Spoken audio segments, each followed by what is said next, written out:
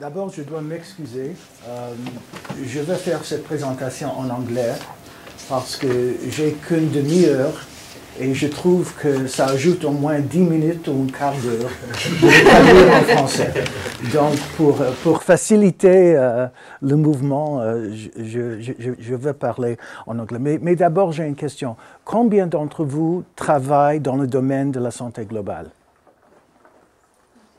OK, pas mal. Okay. I don't work in the area of global health. I stumbled into it because when I was doing my book on chronic disease, where the basic argument was that it was an American phenomenon until the end of the 20th century, when it was picked up internationally, including in Europe, as a major political problem, I noticed that the WHO it had become an issue for global health as well. So I and a colleague wrote a paper on the globalization of chronic disease, which in global health speak is called non-communicable disease. And in doing so, I noticed that this is a very, very strange area. And it's a very strange area in a lot of ways, but one of the things that was most striking was it completely exploded in really the 1990s and the early 2000s. And you can see this, Alberto Cambrosi and I are publishing a paper in Biosocieties mapping the global health literature, but this gives you an idea of just how quickly the global health literature, which we didn't search for, we used PubMed, the mesh term. So you see it. You see this growth in the literature.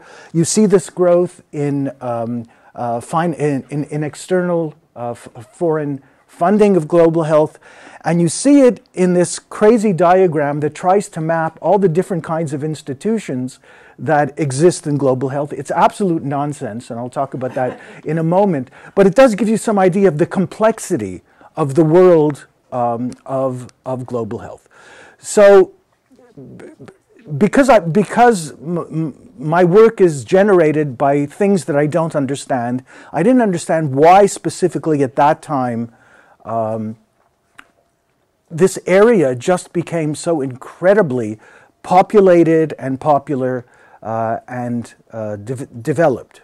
So my central question has been, what happened in the 1990s to make global health really a growth enterprise? So let me go back a little bit and say, just talk a little bit about some of the origins of global health. Global health didn't just appear out of nowhere. It has a long history. One of those histories is international cooperation to try to prevent worldwide epidemics. The first International Sanitary Commission was in 1851. There were many international conferences. And by 1907, you have an Office International d'Hygiène Publique, which is the predecessor of that's the predecessor of the League of Nations, but health organization. And it's meant to try to control worldwide epidemic diseases. Another area of international cooperation had to do with mortality statistics. There was as in any kind of statistical enterprise, there was a great concern that national statistics be comparable. And it started off as a private initiative by statisticians. One of the most famous was the Parisian Jacques Bertillon, who was head of statistics in the city of Paris. He was a mover and shaker in this. But nations became quickly involved, and by 1893 there was a conference. And in 1900, you get the first international classification of disease, which has gone through revisions roughly every decade, and this is one of the latest versions of it. So this is another very important area of international cooperation. A third area, which is clearly at the source of global health, is colonial medicine, and particularly the discipline of tropical medicine which develops particularly in Britain and in the United States, and becomes a significant discipline, even in the 20th century, as I'll discuss in a moment. And of course, in the early 20th century, the key institution here, is the London School of Hygiene and Tropical Medicine. And I mention this specifically because it remains a key institution. It remains a key institution to this day. Many of the people that I'll talk about who are responsible for the expansion of global health come out of this institution. So during the interwar years, you finally get a real international organization. The League of Nations Health Committee focuses on controlling a number of widespread diseases: leprosy, malaria, yellow fever. There's a campaign to exterminate mosquitoes. They work with the government of the Soviet Union to prevent typhus epidemics. Historians love this because the people who worked on this were generally men of the left. They were very progressive. And so this is a very popular historical subject in the world of history of international organizations. But it was a seriously underfunded organization, and it was very small. Some of the very important things that they actually did, some of the things that had the most influence, was standardization. They standardized a whole range of substances and of medications. During the same period, you have a second set of institutions, philanthropic organizations, with the Rockefeller Foundation being, without any question, the most significant international organization. They create schools of public health, Johns Hopkins, Harvard, Toronto in 1927. They fund the Toronto School of Public Health. But they also had an international division with programs on the ground. And they did early research on hookworm, malaria, and yellow fever, and in fact produced a vaccine for yellow fever. A third predecessor in the global health world were missionary and charitable societies, of which there were very, very many. And in fact, there's a very interesting article showing that much of the Alma Ata Declaration, which is kind of a key document for 1970s public health, was the Christian Health Association was the source of much of it. And there was really a huge amount of work that was being done by all kinds of religious and charitable organizations. In fact, probably the leading epidemiologist in the United States in the 1920s and 30s, before he died, Edgar Sidenstricker, was the son of a China missionary and the brother of Pearl Buck, who wrote The Good Earth. So these are three of the areas in which some of the elements that comprise global health developed. After the Second World War, particularly and very closely connected with the Cold War, you begin to get a significant multiplication of institutions. The World Health Organization in particular, UNICEF, the United Nations Development Fund, and the World Bank, which starts to get interested, I'll talk about this in a moment, in the 1980s rather, begins to become interested in world health. Many governments take a role. with bilateral agreements. The U.S., of course, although it's a tiny proportion of its budget, but it's the largest amount of money. Scandinavia probably builds its image, its international image around international health work. And to my surprise, when I started doing research, the Canadian IDRC plays an extremely important role in the 70s and 80s in mobilizing various groups. And then there are philanthropies. The Rockefeller Foundation is joined by a whole range of other foundations, Carnegie, the Pew Charitable Trust. There are a whole bunch of them, and Médecins Sans Frontières. So this is the relatively simple world of post-war international health, with the World Health Organization being obviously the key institution. Now, it's divided into 6 regional organizations. I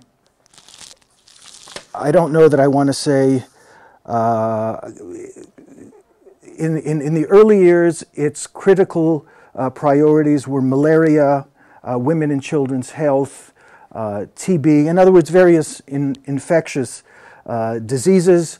Its great success was its leadership in the eradication of smallpox, and its great failure was the attempt to eradicate malaria in the 50s, 60s, and early 70s, which is generally considered to have been a failure. It's also responsible for the definition of health as a complete state of physical, mental, and social well-being, which some people love because it's so comprehensive, and many people hate because how can the World Health Organization be responsible for people being happy and their well-being? So it's a very, very ambitious goal. Now, one of the things that I'm working on now is the role of science in generating new kinds of international health institutions.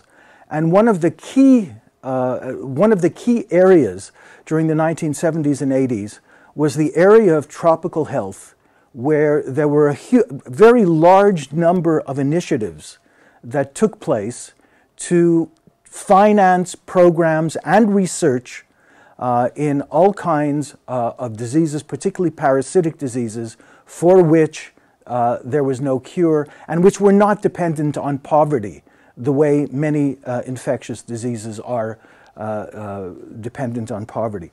And one of the key institutions, for a lot of reasons, was the WHO program for tropical disease research that got started in 1976. And it's important for a number of reasons. It's one of the first programs that has fairly shared sponsorship. The WHO, the World Bank, the UNDP, all finance this institution, so partnerships would become a model in coming years. It was also a model because it was one of the first international public it was one of the first areas in the WHO that received large amounts of outside funding, designated outside funding. By the 1990s, everybody was complaining that designated outside funding was destroying the WHO because it was defining its program. But in the 1970s, when money was very, very scarce, the leadership of the WHO was very happy to take money from pharmaceutical companies and from various countries in order to develop programs. And in fact, they worked very closely with pharmaceutical companies. A report that they did around 1990 claimed that they had participated in the production of at least 60 medical innovations, most of which had been done in conjunction with pharmaceutical companies. So it was a model for this kind of public-private cooperation that took place. in spite of this, everybody, the left as well as the right, loved this institution, not just because it brought in more money, but it took very seriously the need to create research capability in developing countries, and it devoted 25% of its budget to developing research capacity in poor countries, and this became kind of a standard ideal for global health research, that it should not only be done in rich countries and in places like Harvard and London, but it should be done in the countries where the diseases existed. They were also one of the first to take social science work very seriously. They did have a social science division, which became another model in the international world. And perhaps most important, they created their own culture within the WHO. It was a much more pragmatic culture than the culture of bringing health and well-being to everybody. It was a problem-oriented culture where one looked for one did research to find cheap and pragmatic solutions to solvable problems.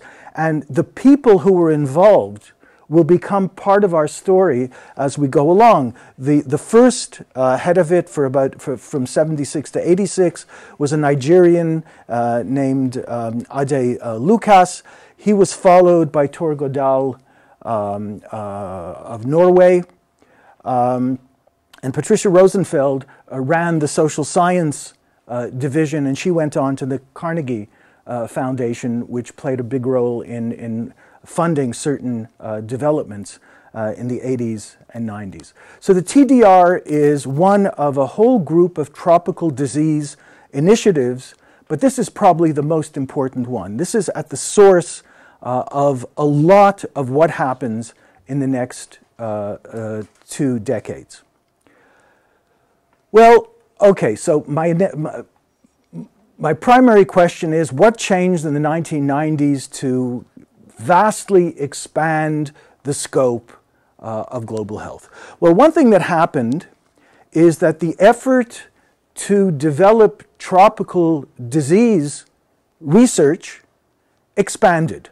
In 1986, at the Rockefeller Foundation, the tropical disease people said, let's have a really big meeting and get everybody together. And the people at the Rockefeller Foundation said, well, why just tropical disease? Let's focus on research altogether. And the Canadian IRDC actually was one of 3 sponsors of the first meeting in 1987 that created the Commission on Health Research for Development in 1990, a key document in the development of global health. If you hear the term 1090, they're the ones who popularized the notion that 10% of the world's population consumed 90% of the health resources. It was a demand for money, it was a demand for equity, and it was a demand for much, much more research. And this developed a lot of things happen until by 1996, a ad hoc committee on health research publishes a very important report that led to the Global Forum for Health Research, that I would argue is the first true global health institution. It was made up of everybody: scientists, pharmaceutical companies, agencies. It was technically located in Geneva, but it was independent of the WHO. It was really, it's not as well known as Gavi or the Global Forum, but it was the first institution of this type. And if you take a quick look at who wrote it, you see a number of names here. You see Torgo Dahle, who was at TDR, and you see a name that we haven't mentioned yet here, Dean Jameson, who was a economist at UCLA, but who had worked for the World Bank and had done, he had been a full-time employee of the World Bank during the 1980s, and now he was at UCLA, and he came back and he wrote various World Bank documents relating to global health. It's a name to remember because he was everywhere during the first 6 or 7 years of the 1990s. So what else changed? Well, as has been documented by a very well-cited piece by Brown, Cueto, and Fee, there was crisis at the WHO, and the WHO responds with plans for reform. They tried to reorganize their structure, which was largely a failure. They also began to work very closely with the World Bank at this point, which brings me to a second important point. The World Bank, which had mainly been involved indirectly in health spending through its financial aid to poor countries, and in fact had done tremendous damage with its policy of structural adjustment, getting countries to live within their means and therefore cutting their health budgets, became involved in healthcare in a much, much more serious way. Reports started coming out in the late 80s, the early 90s, and perhaps the most important report, the most significant document in understanding global health as it emerged was the World Development Report of 1993, which was actually written by Dean Jameson, who wrote a whole lot of important papers. For people of the left, this is a total neoliberal document. I don't think they've read it very carefully.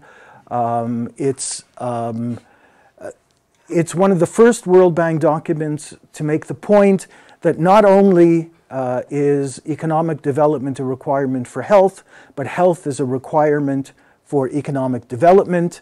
It demanded a lot more money to be spent on health. These guys were they're bankers, economists, so they thought in terms of cost-benefit views of spending money, developing proper metrics. They were neoliberal in the sense that they suggested that most countries should develop core programs for the entire population, and everything else should be paid for by insurance or privately, which, when you think about it, is not unlike the Canadian system, actually, except we're a richer country, so our core services are somewhat broader. And they also said that for the poor should be subsidized for these things. So I think a neoliberal document is a very unfair characterization of it, and Jameson himself, they thought of it as a center-left document coming out of the World Bank, which they saw as a center-right organization. And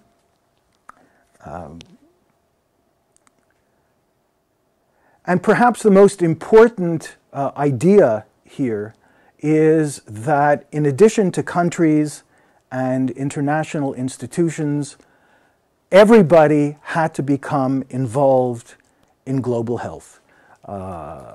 NGOs, corporations, and of course the word became stakeholders. That's everybody, communities, that global health had to become. There are sort of two interpretations of global. One of them is you think in terms of the entire world rather than of nations. And the other one is that rather than having individual donors, you have everybody, all the donors and all the participants in a kind of a single set of institutions trying to coordinate their work.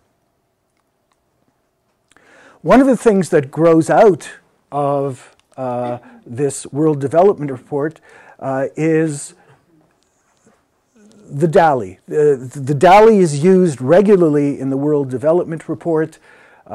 Chris Murray, who was at Harvard, and Alan Lopez, who was at the WHO, were the ones who did the major work on developing the global burden of disease. They come up with this extremely controversial metric, the Dahle, disability-adjusted life years, as a measure of overall disease burden. Some people at the WHO loved it. A lot of people at the WHO hated it.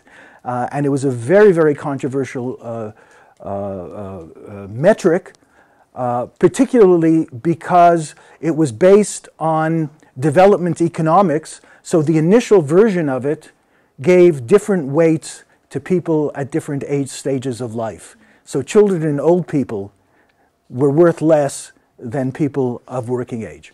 Murray, who now is head of an empire funded by the Gates Foundation, is nothing but pragmatic, and they got rid of that. The global burden of disease has changed on a regular basis in response to criticisms of this sort. But it's one of, Cambrosi and I, when we've mapped the global health world, one of the the publications, one of the things that holds together a lot of disparate areas is metrics and the global burden of disease, because everybody can use it. Everybody uses it. The people who are for mental health use it. The people for child health use it. Everybody can use it, and they're willing to cooperate with virtually anybody in order to develop statistics. And then what happens? The WHO hires the former Prime Minister of Norway, Gro Harlem Brundtland, to take over. And what does she do? She brings everybody from the World Bank. She brings in Jameson, she brings in Chris Murray, she brings in a whole range of people. And for at least 5 years, my friend Ted Brown says that she was a shill for the World Bank. It's a little more complicated than that. But there clearly becomes a the vision of the World Development Report becomes the vision of the World Health Organization and of much, if not all, much of the global health world. A fourth development, which is extremely important in all this, is the AIDS, HIV epidemic, and more generally, an incredible fear of emerging pandemics that erupts from 1992-93 throughout the decade and into the 21st century.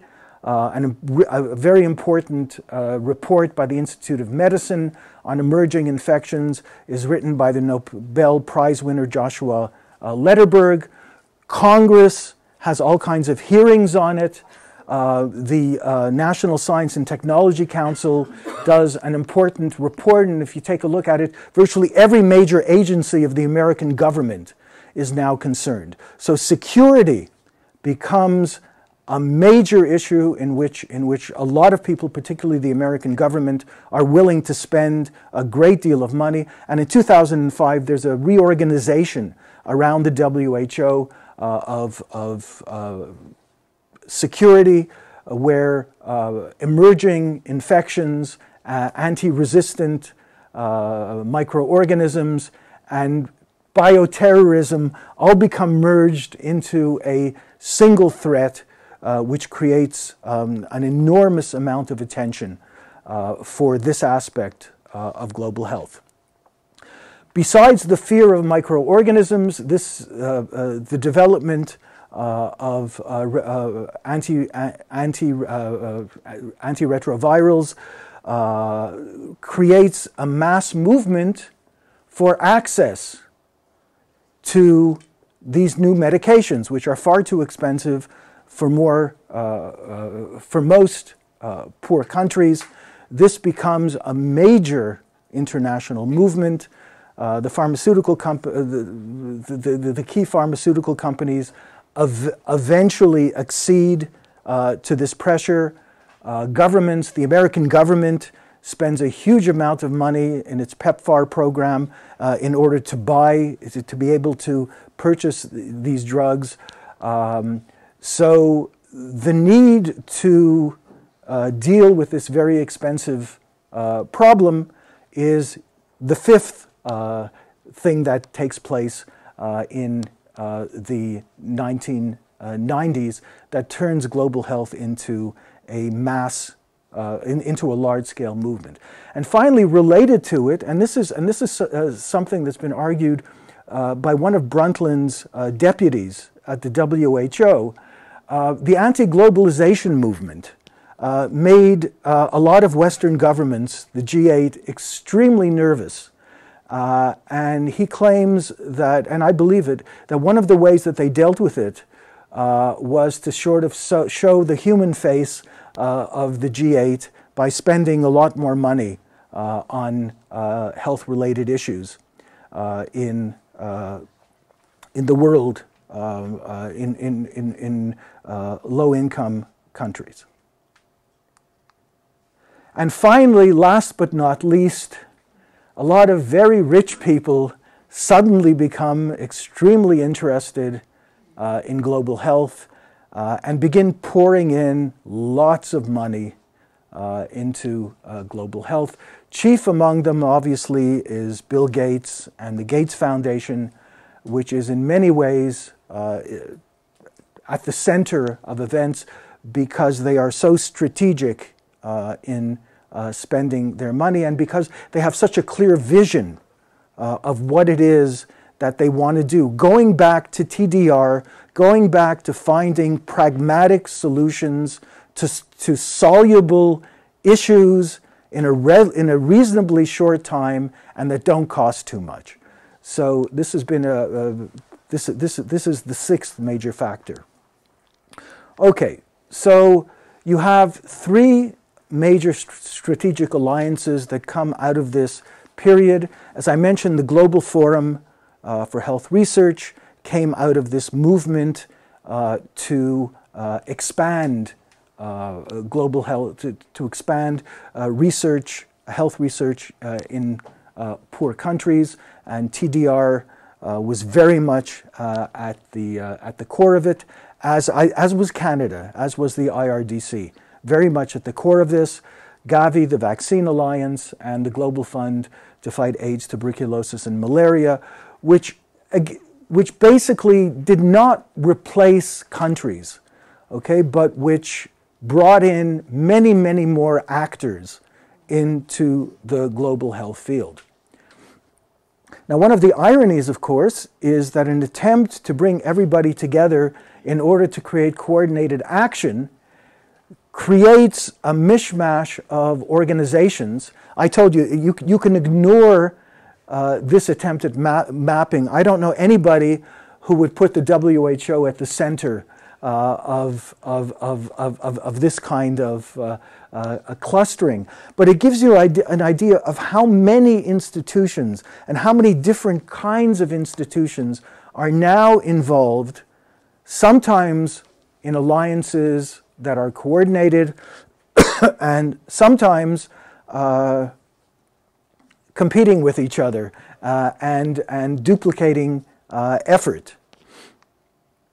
Funding has, as I mentioned before, gone up at least until the debacle of 2008. Funding went up about over 400%. If you look carefully, you see that most of that funding continues to come from governments. It continues to come from governments, particularly the American government and the UK, but spending, they're not necessarily dishing out the money directly. They're giving the money to other kinds of institutions, other kinds of agencies in order to actually spend this this funding.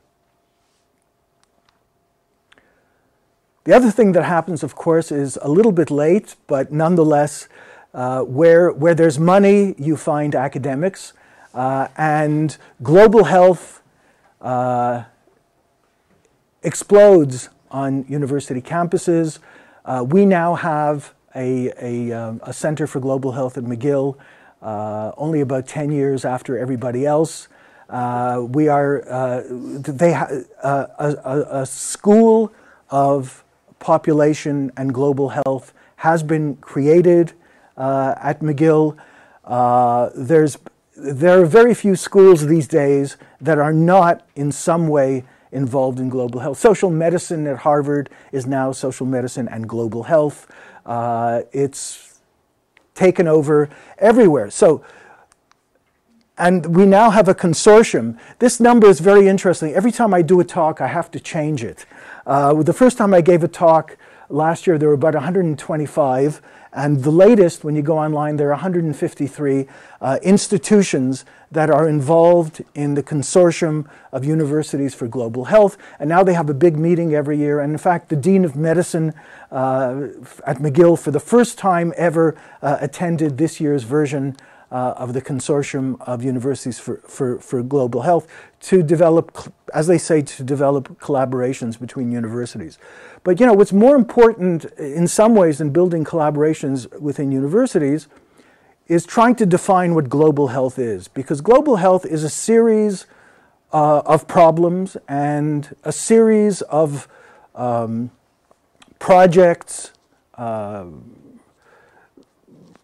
actions to try to do something about these problems, which is fine if you're trying to work on the ground.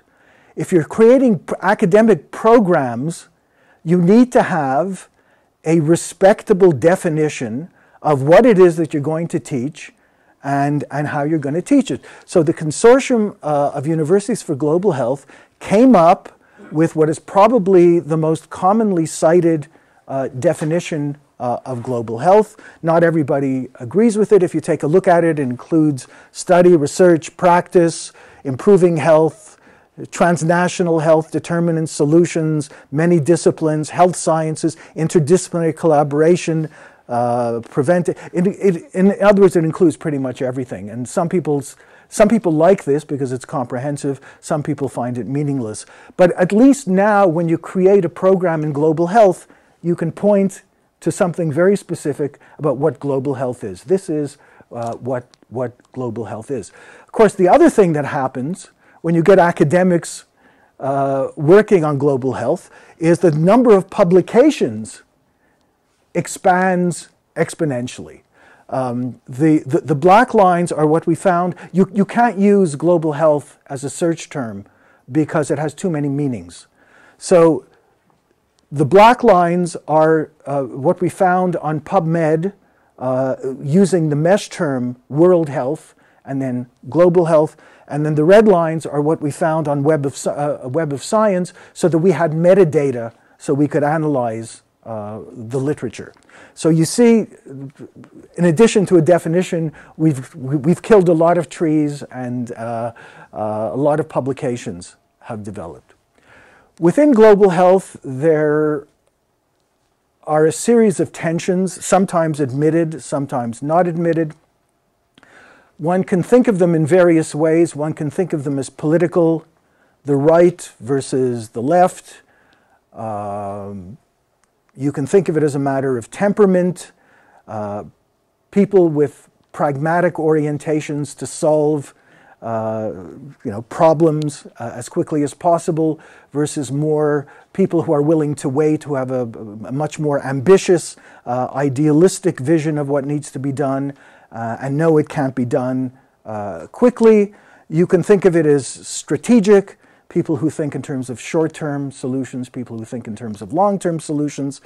It works itself out in a variety of ways, in a tension between medical solutions versus socio-environmental solutions. In theory, almost everything written about global health combines equity and cost effectiveness. In the real world, you do sometimes have to make choices.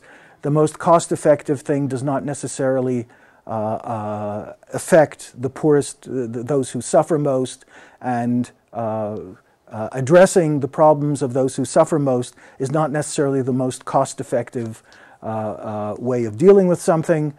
The classic thing that probably runs through the entire history of global health is disease-specific programs versus the development of health systems. This has been going on now for since the 1950s. It's a very clear problem. Everybody in theory thinks health system development is very important, but it's much easier and cheaper to get money to try to eradicate a specific disease. There is the whole question of who defines how decision-making is made. Do funders do it? Do local communities? In theory, the Gates Foundation gets people to submit projects. So in theory, the projects come from the local communities themselves. But still, somebody at the Gates Foundation makes the decision about what gets funded or not. And so the locus of control is one of those tensions. One of the biggest issues is that we now have a very large private sector in global health.